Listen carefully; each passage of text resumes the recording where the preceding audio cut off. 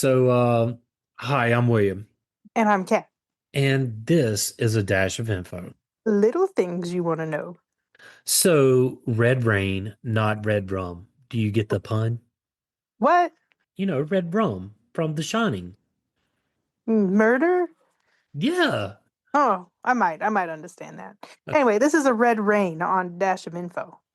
Red rain, also known as blood rain.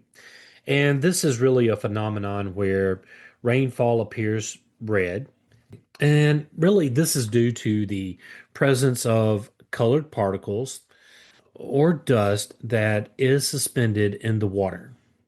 So you mean it's not just a theatrical movie moment, like in Carrie?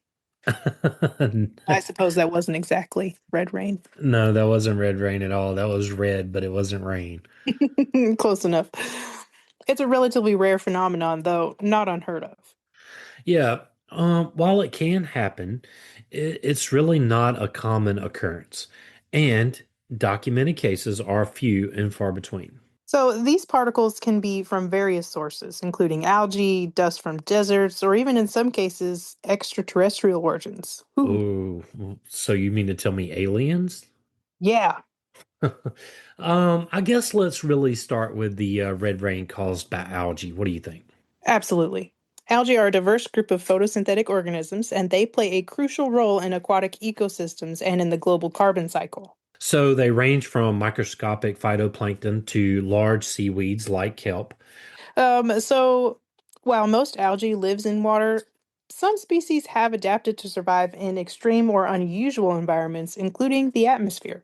One fascinating example is the red algae species, Trantipolia antulata, which has implicated in rare meteorological phenomenon such as red-colored rain.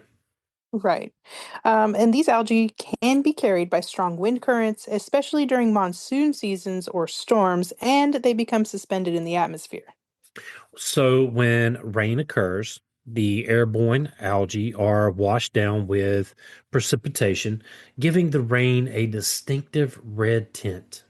That's crazy. So, I mean, the clouds wouldn't be red, just the rain? Just the rain. That's insane. Yeah. But this phenomenon was notably observed in Kerala, India in 2001, sparking both scientific investigation and public curiosity. Well, I can only imagine. Yeah, I mean, imagine being outside and you're like, oh my gosh, this rain is red. It's rain and blood. Um, Is this the s- reckoning or God's way of saying? yeah, for real. So the presence of these algae spores in rainwater illustrates the resilience of algae and their surprising ability to really disperse across large distances through the air. Right. But it also highlights how biological particles, often overlooked, can influence natural events and even weather patterns in subtle yet striking ways. Yeah, I mean, yeah, it would you would think it was the rapture if, all of a sudden you had red rain and puddles of red. People would freak out. I'd freak out. That'd be scary. I have to go and go back to bed. Make sure I woke up on the right side of it. Am I dreaming? Oh my what, gosh. what kind of matrix did I just wake up in? Oh man, that was a good one. That's a good one. You got it. Um, Dust particles from desert regions or volcanic activity can travel vast distances through the atmosphere, and under the right conditions, they can mix with rainwater to create a reddish or brownish hue in precipitation. This is often referred to as blood rain, as I would call it blood rain as well. But this often occurs when fine or red orange colored dust, rich in iron oxides, is swept into the atmosphere by strong winds, sandstorms, or volcanic eruptions. I was going to have the question if it was because there was going to be some iron in it, Yeah. Well, but iron oxides is technically rust. yeah, basically. Yeah, and red rain, I would probably call it blood rain regardless of what it was causing it. Yeah, Yeah. exactly. Desert dust, particularly from the arid regions like Sahara, can rise high enough into the troposphere and can be carried across continents by prevailing winds and currents. So it can be picked up in the Sahara and then travel a continent or two away to cause red rain. That's How insane. how freaky is that? That's insane. Yeah. I would be a scared. I would too. I would too. What have I done? Anyway, when a rainstorm passes through these dust-laden air masses, the water droplets absorb and carry the dust particles to the ground. And that results in rainfall with a reddish or rusty appearance. Yeah. So volcanic ash, which can be rich in iron, sulfur, and other materials, may enter the atmosphere during an eruption and contribute to discolor rain if it coincides with precipitation. So, in other words, as the volcanoes erupt, these other particles can get into the atmosphere and cause rain to be discolored. I mean, I kind of want to see it just to see it now at this point. YouTube. Ooh, that's a good one. These events are not only visually striking, but also serve as natural markers of atmospheric transport processes and can impact air quality, soil chemistry, and even climate in the downwind regions. Yeah, and rare and highly controversial cases. Some scientists have proposed that red rain could originate from extraterrestrial sources, such as debris from cometary body or even microbial life from space. So, in other words, they're saying that the dust could kind of somehow work its way into the atmosphere and get into this rain. Yeah, yeah, the aliens. Yeah, ET, phone home. Yeah, the little microbes. Take your red rain with you. Yeah. This idea gained widespread attention during the red rain events in Kerala in 2001, when researchers reported that the red particles found in the rainwater did not contain DNA, thank goodness, and appeared unusually resilient to extreme temperatures and chemical treatments. Yeah, Hmm. Earth keeps surprising us, doesn't it? All the time. Yeah. So, based on these observations, a few scientists have hypothesized that red particles might be extraterrestrial cells, possibly delivered to Earth via panspermia. And basically, this is the theory that life can travel between planets, comets or meteors or whatever's coming through the atmosphere, right? Hmm. But others suggest that the particles could be the dust remnants of disintegrated meteor or comets with unusual optical properties that gave the wind that, that gave the rain its vivid color. Yeah, so while mainstream scientists generally attributes red rain to stuff that happens here on Earth, like algae, fungal spores, dust, mineral dust. The extraterrestrial theory, well, it really kind of continues to intrigue astrobiologists and really sparks debate. Hmm. Although not widely accepted, such rare hypotheses pushes the boundaries of our understanding of life's potential distribution in the universe and highlight the complexity of seemingly simple natural phenomena.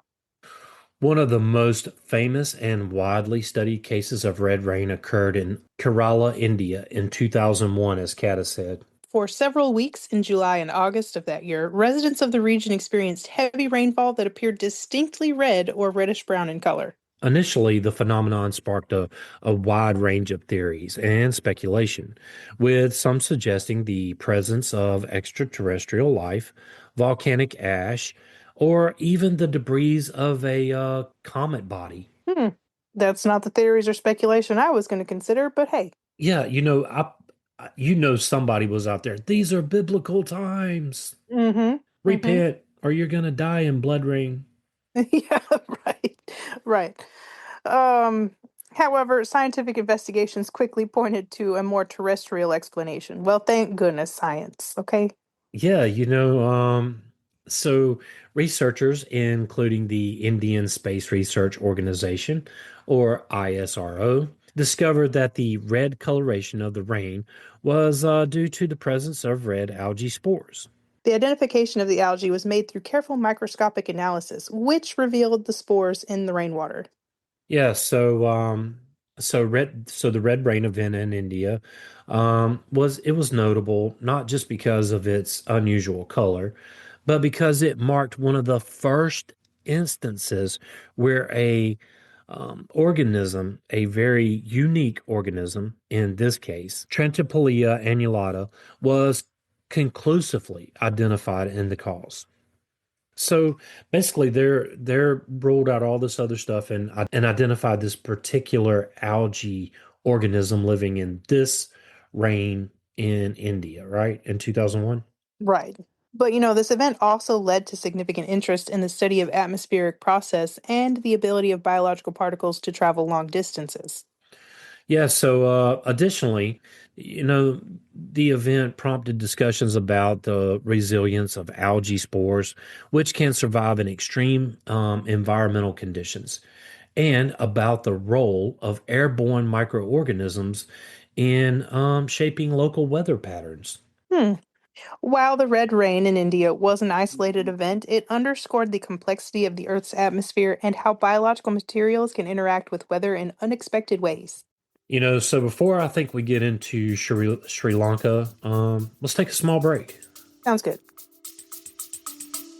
Stay with us. We'll be right back. Hey, Kat, Old Glory, they've been operating since 1969, and they have over 300,000 items to choose from. Wow. So we're talking like music or what are we talking about? We're talking about music, sports, and pop culture gear. And we're not just talking about modern day stuff either. We're talking about bands like the Beatles, Metallica. They have hoodies, tees, gifts, and so much more. Wow. Do they also do those old nostalgia TV shows? Not just the TV shows, but the movies as well. And if you know that sports fan, they got you covered there too. That's exciting. Do we have an exclusive code? Absolutely, we do. It's called InfoGo. So check it out at oldglory.com. Use our code to get an exclusive 15% off. Don't forget, that's InfoGo, oldglory.com, or just click the link in the show notes. Hey, William, do you get too hot at night? Are you kidding? We live in Georgia. Oh, right. Okay, me too. But I found the site cozyearth.com where they make bamboo bedding. It's cooling, breathable, and buttery soft. Tell me more. Well, they have a 100-night free trial and a 10-year warranty. And there's also free shipping on orders $50 and above. Tell me you got an exclusive offer for our listeners. Absolutely. There's 41% off site-wide with our code INFOGO. And remember, that's cozyearth.com. Yeah, so make sure you use our code InfoGo at checkout to get that 41% off. So now that we're back, let's get into this. In 2012, a similar red rain event occurred in Sri Lanka, which once again attracted widespread attention due to the unusual phenomenon. See, 2012 wasn't that the time that the calendar stopped? I'm sure Mm, that sparked all kinds of biblical stuff. I'm pretty sure too. Oh, as with the early event in India, the rain appeared to be tinted red, leading to a variety of speculative explanations. Yeah, so however, in the case, some researchers link the red rain to meteorite activity and cometary debris. But, this hypothesis emerged after local reports of red-colored rain in multiple regions of Sri Lanka, particularly around November 2012. And the primary reason for this extraterrestrial link was the discovery of a microscopic particles in the rainwater that exhibited unusual chemical and structural properties. And OMG, right? right, right. And these particles were unlike typical biological or mineral components that would normally be present in rainwater. So, can you imagine how these theories just kind of like exploded? Uh, For sure, went off the rails. So, the theory suggests that cometary debris, which contained organic compounds, could have entered Earth's atmosphere. Yeah, no, that was the same year the Mayan calendar ended on December 21st. So Okay, I can imagine that that was very, very close to the end times there in some people's minds. I would say so. Through a combination of heat, pressure, and atmospheric conditions, really contributed to the reddish tint in the rain. Another explanation pointed to meteorite fragments burning up in the atmosphere, which might have released microscopic particles that colored the rain in a similar way. While mainstream science remains skeptical about the cometary theory, which is, the comets coming into Earth's atmosphere, um, there was no direct evidence linking these particles to an extraterrestrial source such as a comet or a meteor. Um, but this event raised intriguing questions about the possibility of space debris affecting Earth's atmosphere and the natural processes. hmm The Sri Lankan red rain event, unlike the one in India, did not lead to the definitive conclusions about its cause, but it sparked renewed interest in studying the interactions between Earth and extraterrestrial materials, such as meteorites, comets, and other space related phenomena. Yeah, so the 2012 event in Sri Lanka also highlighted the potential for meteorite-related events to cause atmospheric disturbances that could lead to, well, unusual natural occurrences, encouraging further research into the role of extraterrestrial debris in weather and atmospheric chemistry. I'm kind of mad I didn't hear about this in science. I don't, it wasn't really, well, it wasn't really a big phenomenon. It was rare and far and few between, like we talked about. Like it wasn't a common thing. Well, right, but that's why it should have been talked about in science. Yeah, yeah, I would agree with that. Look, it should have at least been talked about. I think it should have been a current event thing, or I should have heard about it. Okay, I was a junior. Yeah, I mean, at least watch the news. I remember seeing this on the news. I can't remember where I found this, and then I just started researching it. I think it was YouTube. Ah, Anyway, well, whatever. moving on. In March 2025, a striking red rain event was captured on a YouTube video from an Iranian beach, which quickly gained attention due to its dramatic appearance. I didn't hear about that one either. How rude. Oh yeah, you need to look it up. So, in this video, it shows rainfall with a deep reddish hue, causing both local curiosity and scientific intrigue. It is crazy to watch it. It really is. So, some initial reports suggested that this rain might be linked to volcanic activity, as volcanic ash and dust are known to cause similar visual effects when they mix with rainwater.